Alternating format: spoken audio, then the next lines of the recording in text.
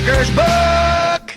Red Pill Guide to Familias, Reclaiming Men's Authority in a Feminist-Dominated World by Conrad Riker, available now. Here's a fun fact. Women rate 80% of men as below average in attractiveness on dating apps. That's not equality. That's hypergamy in action, and feminists won't admit it because it exposes their biggest lie. They scream objectification when men prefer youth and beauty, but women's own selection criteria, height, income, status, are just as ruthless, just better disguised. Ever notice how a woman will mock a short guy but lose her mind if you call her overweight? That's not a double standard, it's a mating strategy. Biology doesn't care about your feelings, and Bill is. Take the endurance test, dragging a guy on a surprise hike to see if he's tough.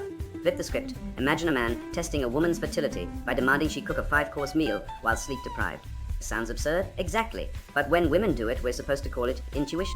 Reality check, men built civilization by enduring real hardship, wars, famines, backbreaking labor, not by proving themselves on some Instagram-friendly nature trail. If she needs a wilderness survival expert, she should date Bear Grylls, not shame you for checking Google Maps. Then there's the one day left to live, question supposedly revealing his priority. Here's what it really reveals, her solipsism. Women assume men's answers should orbit around them, like some rom-com finale. Newsflash, most men, faced with death, think about legacy, purpose, or that time they almost beat Dark Souls without dying. Not every male thought needs to be a tribute to female validation, but feminists can't handle that. They want men emotional, but only in ways that serve them. Cry at her aunt's funeral? Good man. Cry because your career's crumbling? Grow a pair. Watch how society treats male pain. A woman stubs her toe, and it's a tragedy. A man gets kicked in the nuts on TV, and it's comedy gold.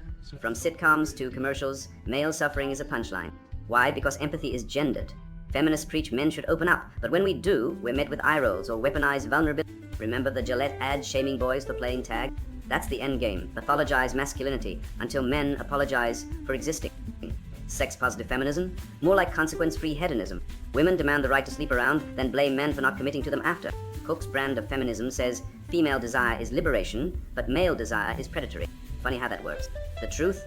Women control access to sex, men control access to commitment. But feminists want both zero accountability for their choices and total control over yours. And let's talk about the Teach Me Something test.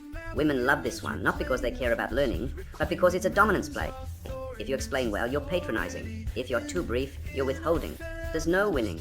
Contrast that with how women react when men ask them to explain feminism. Suddenly, patience evaporates, and you're a sea-lioning misogynist. The rule? Women test men, men aren't allowed to test back.